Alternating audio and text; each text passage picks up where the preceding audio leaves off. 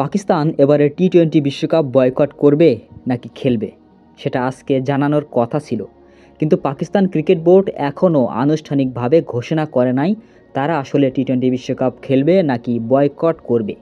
তবে পাকিস্তানের অনেক মিডিয়ার খবরে বলা হয়েছে এবারে টি-20 বিশ্বকাপ বয়কট করবে না পাকিস্তান, কারণ পাকিস্তান যদি এবারে টি-20 বিশ্বকাপ বয়কট করে তাহলে তাদের জরিমানা গুনতে হবে 460 কোটি টাকা। আর এত পরিমাণ টাকা গুনতে অবশ্যই চাইবে না পাকিস্তান সরকার, তার মানে বিশ্বকাপ খেলবে তারা। তাছাড়া পাকিস্তানের বিশ্বকাপ বয়কট করার মতো কোনো কারণ নাই। কোনো কারণ ছাড়া পাকিস্তান কিভাবে বিশ্বকাপ বয়কট করতে পারে?